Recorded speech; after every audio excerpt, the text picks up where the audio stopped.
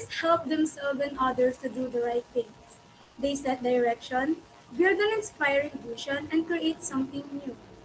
Leadership is about mapping out where you need to go to win, as a team or an organization, and it is a dynamic, exciting, and inspiring. Hello, everyone. This is online seminar. We'll talk about leadership training. But before I start the seminar, let me introduce myself first. I am Laika G. Diaz, taking Bachelor of Science in Business Administration, major in Financial Management 1A, studying at Meneses Camp. First, let's talk about leadership. Leadership is one of the highly considered qualities of an individual to be successful in life. Leadership will lead you to successful life. It is a characteristic that a person must possess in order for them to achieve their goals. Next, leading life positively in all aspects can influence others to follow his good deeds and examples. Leading positively in an organization will make you a good role model on your subordinates. They will set you as a good example in their life. Next one. Bus 1981 defined leadership as influence. It is the art of influencing people for them to strive willingly and enthusiastically toward the achievement of the group's goal. Lastly, leaders act to help or a group attain to objectives through the maximum application of its capabilities. It means that they do not stand behind a group to push and prod, but rather, they place themselves before the group as they facilitate progress and inspire groups to accomplish organizational goals. Next, the system view of leadership. It is the leader, follower, and the situation. The essence of leader-follower-situation framework is that each component interacts with the others, and the strengths and weaknesses of each are subjective. Situations are chaotic, and they change constantly. Leaders have the authority to change each component, so do followers. For example, followers can band together to force change. Upon leaders, industrial action is an example. If the followers perceive that leaders are creating or not actively resolving a bad situation, they can force a change in leadership as easy. If not, more easily than they can change the situation. Democracy is rife with this behavior. How often is the leader of a country or an organization blamed for the situation? Quite often, actually. Followers expect a lot from the leaders. The next one is nature of leadership. Good leaders are made, not born. To become a good leader, you will train properly so you can handle an organization as smooth as you want. That's why we're having this leadership training. Next, leadership is essential for managing. Leadership is a vital management function that helps to direct an organization's resources for improved efficiency and the achievements of goals. It helps to maximize efficiency, which can help to achieve the overall vision and goals. Next, leadership and motivation are interconnected. Leadership is used as means of motivating others. Being a role model is also a key motivator that influences people in reaching their goals.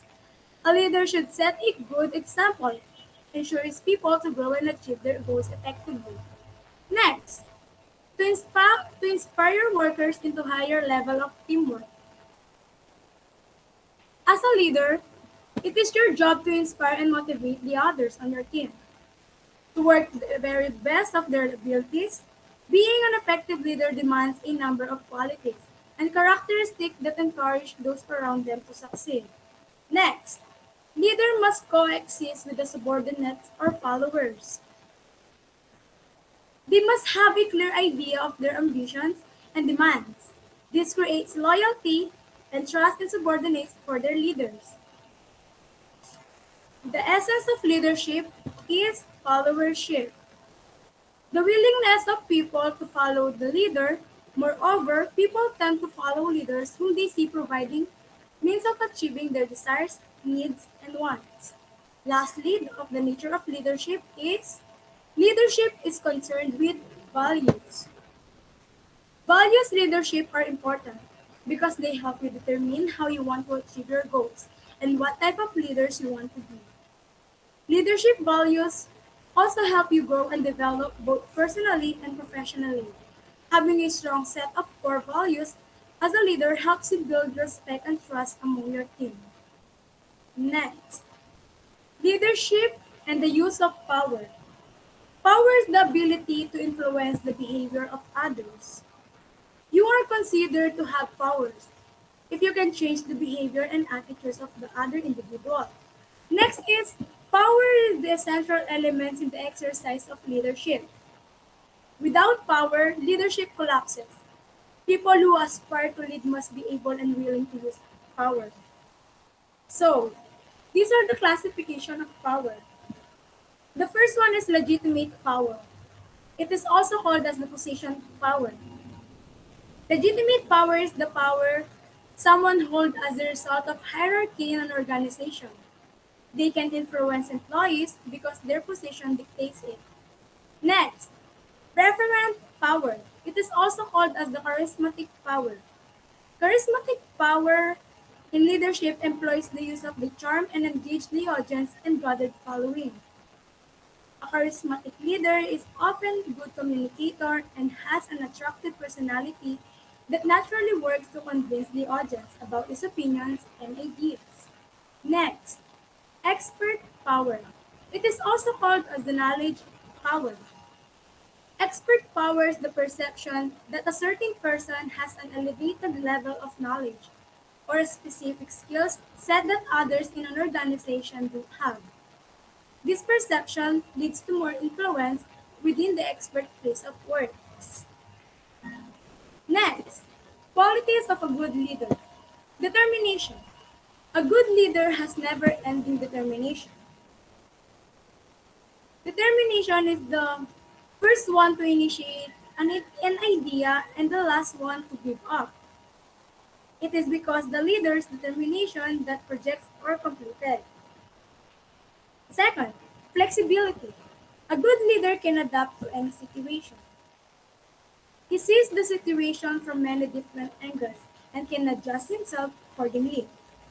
Next qualities is resourcefulness. Leaders don't always get what they want, but they are creative. They think of ways to get what they really want. They demonstrate a willingness to see things differently, work in alternative ways, and collaborate well with others.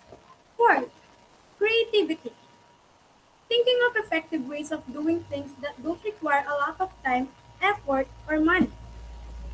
Creative leadership is the ability to create and realize innovate solutions, especially in the face or structurally complex of changing situation. The fifth one is self-confidence. People will follow a leader who believes him or herself. A leader with self-confidence thinks positively about the future and is willing to take the risks necessary to achieve their personal and professional goals.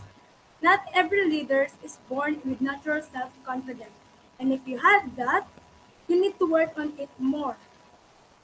Next, positive attitude or being optimistic. A great leader has a positive outlook and tries to make the best out of everything. It means that having a positive attitude and an optimist outlook, even when these are tough, can inspire your team members to adopt the same attitude and outlook and continue to work hard, I mean. Remaining positive will show your team that it is not the end of the world. If things are going wrong, and keep them and focus on the greater picture or the big picture of your organization. 7. Responsibility. A great leader understands that whatever happens in his team, whether good or bad, it is his responsibility. It means that responsible leadership is about making sustainable business decisions, which take into account the interests of all stakeholders, including shareholders, employees, clients, suppliers, the community, the environment, and the future generation. 8. Good communication skills. What makes a leader great is his ability to communicate effectively with his teammates. A good leader understands that the people don't understand messages in the same way. So he's always confirming what she or he has said or has heard or understood. That's what makes good communication is. Number 9, consistency, reliability, and accountability. A good leader is dependable, always does his or her best, takes action, and delivers good results. Leaders further demonstrate accountability by taking responsibility for the outcomes of their actions and decisions and successful transforming effort into result. Next, the 10th qualities of being a good leader is planning ahead. A good leader plans and knows what it is up ahead. Planning ahead gives us confidence to take the risks that others may not take, and, and so it moves us ahead without worrying about competition. Leaders who are not willing to take risks may never fulfill her vision and their success may be short-lived. 11. Patience. Having the responsibility needs patience in all aspects. True leaders recognize that patience enables them to take stocks of the situation, to understand what is required, and wait while they build in the capacity to take appropriate and effective action. Next, being objective. A good leader does not take sides, but is open to different opinions. Perceptive lead, leaders who are objective avoid using their own judgment and interpretation when faced with a situation or decision, instead relying on facts or in data. Perceptive. A good leader has an awareness of the people he is leading. It means that perceptive leaders are acutely aware of their own shortcomings. They understand how their strong leadership skills and their weaker skills impact their teams. Perceptive leaders are champions for learning. They know that continuous improvement starts with leadership and impacts the individual contributors. And that's the 13 qualities of a good leader. Next, the difference between boss and a leader. In this slide, we will I will show you what is the difference between being a boss and being a leader. The first one is boss drives subordinates while leader coaches subordinates. Boss drives subordinates while leader coach them. Boss just giving a task that needs to be done, while leaders guiding and helping them to do so. Next, boss depends on authority and inspire fear, while leaders depends on goodwill and generate enthusiasm. Boss always gives authority on his people, that's why he inspires fears to make them follow, while leaders are being friendly, helpful, and show interest to his subordinates. Next, boss says I and go, and not engaging to someone task, while leader says we and let's go to followers, because followers are important no matter what. Boss places blame for the breakdown, finding someone to blame based of the incompetence, while leader fixes the breakdown and moves forward. Boss know how it is done, while leader show it. Boss know how to do the task and just keeping it for himself, while leader teaches his subordinates and helping them to finish the task. Boss uses people and do the always the command and not even doing something on the organization, while leader develop people for the growth of everyone and always has always asks their opinion to make their organization develop. Next, boss takes credit coming from the others, while leaders give credit to anyone who involved on a certain task. And that is the difference between boss and a leader. Next, guidelines to achieve leadership. First, practice discipline. A good leader needs to develop discipline in both professional and personal life. People will judge your capacity to lead by the amount of discipline you display. People will judge your capacity to lead by the amount of discipline you display. Next, know yourself. A good leader knows himself, his ability and limitation. If he cannot do other things, then he must accept that everyone has his own abilities. Also, if you know yourself, you will be assured and confident of what you do. Next, learn to follow. A good leader has no problem in yielding control to another person when appropriate. You should not feel threatened when someone disagrees with you or put forth ideas of their own. Keep an, keep an open mind and give merit to them. Learn to value and respect others on your team, and they will respect you back. As the saying goes, a good leader is also a good follower. Next, be mentally alert. You must always be ready for any decision. Know how to decide well and make decisions promptly. Develop situational awareness. A good leader can see the bigger picture and anticipate problem before it occurs. The ability to foresee and provide suggestions to avoid future problems is valuable for leaders. Next, inspire and empower your teammates. You are part of the team, and as leader, you should be able to motivate and inspire those who you work with for you to collaborate as the best as they can. No one is the best at everything. Trust your team and delegate the task to them. Leaders can also give guidance and encouragement. 7. Keep learning. A good leader is never outdated and always keep learning new things. Go out, go outside your comfort zone and welcome challenges. Learning process doesn't end after you graduate from schooling. It keeps your mind sharp and refresh and enhance your skills. Next, learn to adjust to change. We live in changing world, so our way to life often changes. Accept them as they come and be ready to adjust them, especially if they are for your betterment.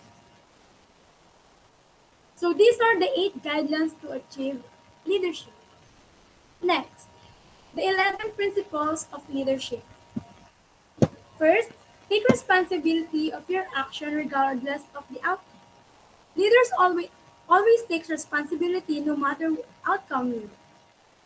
Second, set the example. Be a role model of your people, so they will always possess the good deeds you did. Third, know yourself and make improvement. Leaders must know their own strengths and weaknesses. They continue to seek means in enhancing and developing themselves physically, mentally, spiritually, and emotionally. Fourth, seek responsibility and develop a sense of responsibility. A leader that not only creates a sense of responsibility among his subordinates, but also holds them accountable to the responsibility, showing his followers that they are matter. Fifth, ensure that the task is understood. It is not enough to tell your people what to do. You must see to it that the job is properly understood and accomplished. Each task must be properly disseminated and followed up and finished. 6. Know your men and look out for their welfare. Concern for one's subordinate must be priority of a good leader. He is expected to look out for the safety of his men and knows their needs and the problem. 7. Keep your men always informed. If your men knows the purpose of what you ask them to do, you will gain their full support. Leader must develop the skill to instill purpose, motivation, and direction in their subordinates. 8. Train your men as a team. Unity. Unity, cooperation, and teamwork are the elements of successful organization. If all the members of a team knows how to work in harmony of one another, their success rate of any mission is greater. 9. Employ your command on the right time and place. Appropriate person must be assigned to the specific task. As leader, you must see to it that the job confirms the skills and capabilities of your subordinates. 10. Know your job thoroughly. A person knows their job thoroughly and possesses a wide field of knowledge. Before you can lead, you must be able to do the job. Tactical and technical competence can be learned from the books and from the job training itself. 11. Or the last, make sound, timely decisions. Leaders must be a good decision makers. In their training, they are engaged in activities devised to develop critical thinking and logical reasoning. So, these are the 11 principles of being a good leader. And now, we're going to discuss the three leadership styles. The first is autocratic leaders. It is centralized power and decision making in themselves. The leaders take full authority and assume full responsibility, but but expect discipline, obedience, compliance from the members. Next, participative leaders, democratic leaders. Share powers, share power and authority with the members of the group. Decisions are not unilateral because they arises from the consultation with the followers and participation by them. Because communication is two-way process. Employees are informed about the condition affecting their jobs and encouraged to express their ideas and make suggestions. Lastly, laissez-faire or free rein leaders avoid power and responsibility. They depend largely upon the group members, train themselves and provide their own motivation. The leaders play only minor roles. So these are the leadership styles. I hope you learned something on our online seminar. Thank you for watching and listening. God bless everyone.